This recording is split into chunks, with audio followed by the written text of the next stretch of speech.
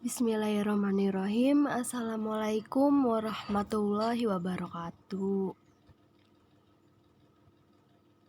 Kami dari kelompok 3 yang anatomi tumbuhan yang beranggotakan Karlina dan Abdul Rois. Tujuan kami membuat presentasi video ini untuk memenuhi tugas mata kuliah anatomi tumbuhan.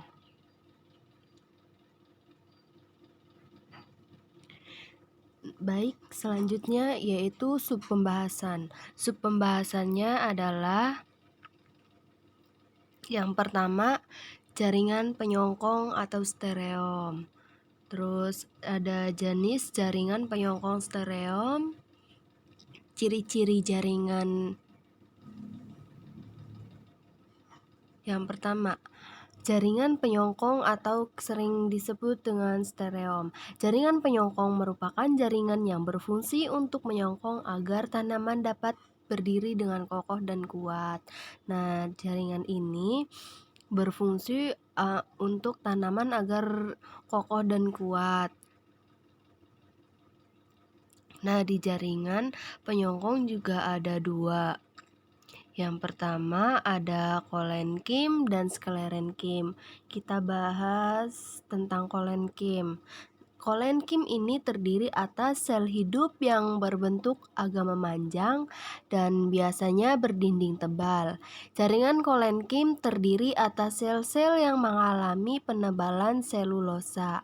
Dan kolenkim ini berfungsi sebagai jaringan penyongkong pada organ muda yang sedang tumbuh pada tumbuhan menernak atau herbaceous dan bahkan pada organ dewasa juga.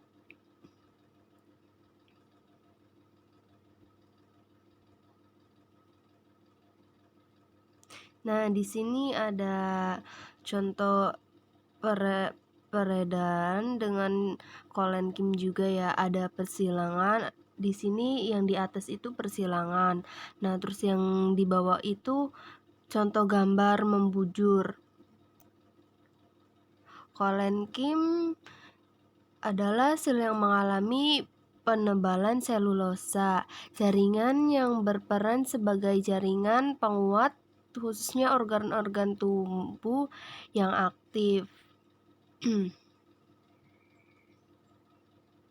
Nah, ciri-ciri jaringan kolenkim. Yang pertama yaitu sel-selnya hidup dengan protoplasma aktif dan bentuk selnya juga sedikit memanjang ya. Nah, terus kolenkim ini tidak memiliki dinding sekunder dan penguat atau lignin. Maka kolenkim dapat menyongkong batang tanpa menghalangi pertumbuhan. Yang ketiga, umumnya memiliki dinding dengan penebalan yang tidak teratur. Jadi penebalannya itu tidak teratur ya. Nah, yang keempat ada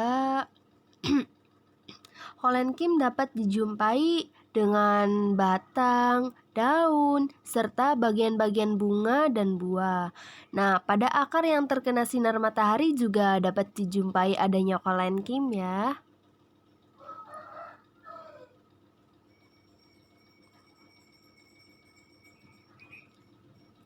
Jenis kolenkim. Nah, jenis kolenkim ini berdasarkan penebalan dindingnya, kolenkim dibagi menjadi 4 bagian. Yang pertama ada kolenkim anguler atau kolenkim sudut.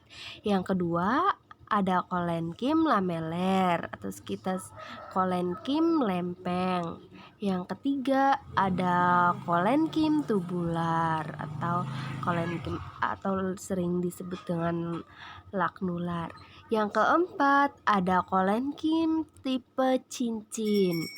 Nah, di sini juga ada ya tipe-tipe contoh gambarnya kami sertakan. Nah, sekarang kita bahas sklerenkim. Sklerenkim adalah jaringan pendukung pada tanaman. Jaringan sklerenkim ini terdiri atas sel-sel yang bersifat mati dan seluruh bagian dinding selnya mengalami penebalan. Nah, dinding sklerenkim ini terdiri dari selulasa, hemiselulosa, dan lignin nih. Nah, di sini juga ada sklerenkim atau jaringan sklerenkim, jaringan penyongkong yang ditemui pada organ tumbuhan tidak lagi mengalami pertumbuhan dan perkembangan atau yang telah dewasa nih. Ada lumen yang itu sel batu.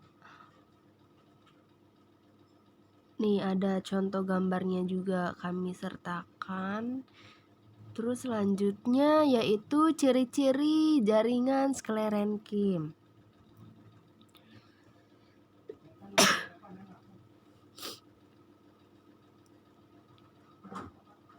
Yang pertama, sel-sel panjang, sempit, tebal, dan mengalami lignifikasi. Biasanya menunjuk pada kedua ujungnya. Terus, memiliki dinding sekunder yang tebal, kenyal, dan memiliki lignin. Terdiri atas sel yang telah mati yang tidak mengandung lagi protoplasma. Yang keempat, dinding sel secara merata menebal dengan lignin dan kadang-kadang juga begitu tebal bahwa rongga sel atau lumen tidak ada.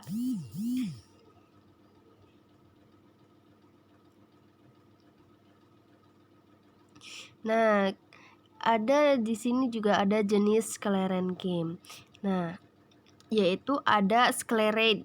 Sklereid merupakan sel-sel tumbuhan yang telah mati, yang berbentuk bulat dan berdinding keras, yang tahan terhadap tekanan.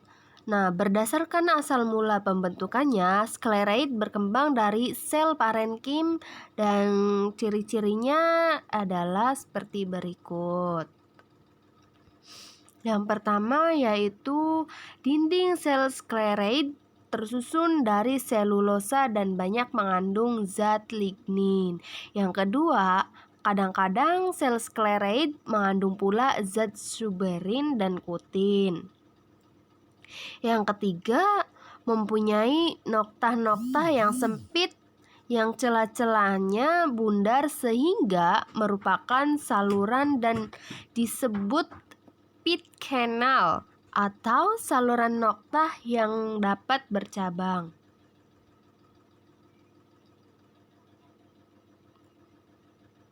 Nah, ada juga bentuk sklereid.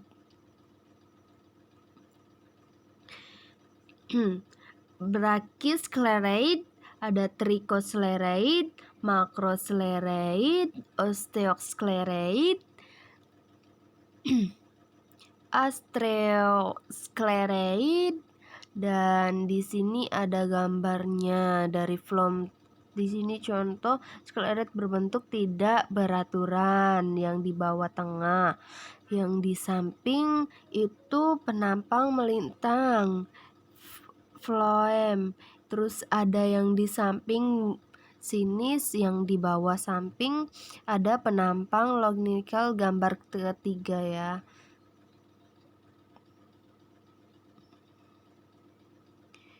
Nah, serat atau fiber, baik ya, kita jelaskan tentang serat siler, serat libriform, dan serat tracheid. Nah, dari serat extraxillary yaitu ada base fiber atau serat-serat kulit kayu, terus ada juga wood fibers atau serat-serat kayu. Nah, nih contoh ada gambarnya. Di sini phloem, di sini juga ada kambium tumbuhan, di sini ada contoh gambar xilem sekunder, epidermis. Baik, Sekian yang dapat kami sampaikan dari kelompok 3 ini, kurang dan lebihnya kami mohon maaf. Billahi taufik wal hidayah. Wassalamualaikum warahmatullahi wabarakatuh.